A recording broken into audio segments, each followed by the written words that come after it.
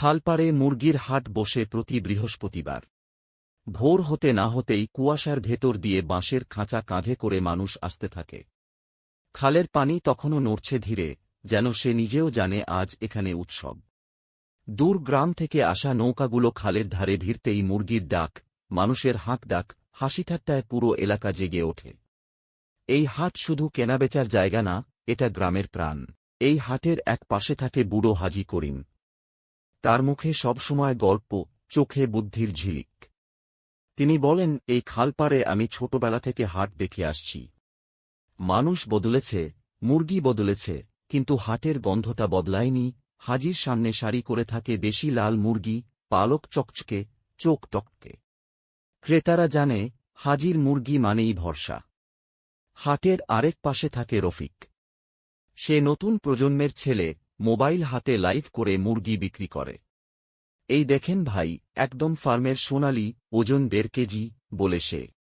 গ্রামের বুড়োরা তাকে দেখে হাসে, আবার অনেকেই অবাক হয়, সময়ের সাথে হাটও বদলাচ্ছে। খালের ধারে বসে থাকে রূপা নামের এক মেয়ে।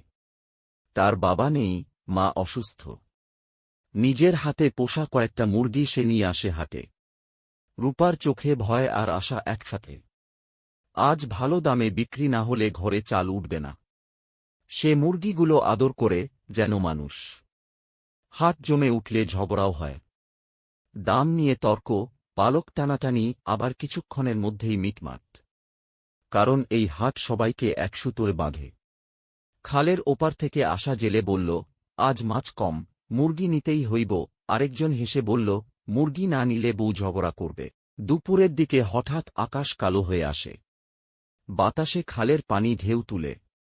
সবাই তাড়াহুড়া শুরু করে। ঠিক তখনই রূপার এক মুরগির খাঁচা পড়ে গিয়ে খুলে যায়। মুরগিগুলো ছুটে যায় হাটের ভেতর। লোকজন দৌড়ায়, কেউ ধরতে চায়, কেউ হাসে।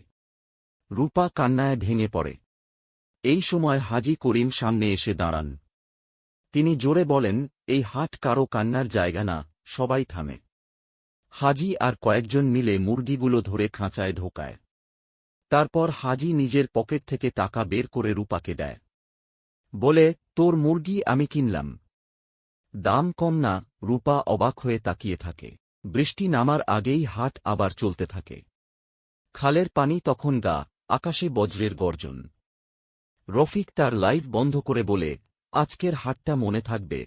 লোকজন ধীরে ধীরে ফিরে যায়, কেউ নৌকায়, কেউ পায়ে হেঁটে। বৃষ্টি শুরু হলে খালপাড় ফাঁকা হয়ে যায়। শুধু পড়ে থাকে পালক, পায়ের ছাপ আর হাটের গন্ধ। হাজি করিম শেষবার খালের দিকে তাকিয়ে বলেন, যতদিন মানুষ মানুষকে চিনবে, ততদিন এই হাট থাকবে। বৃষ্টির শব্দে খাল যেন সাড়া দেয়। খালপাড়ে মুরগির হাট শেষ হয়, কিন্তু গল্প থেকে যায়, মানুষের, মুরগির, আরেকটুখানি মানবতার।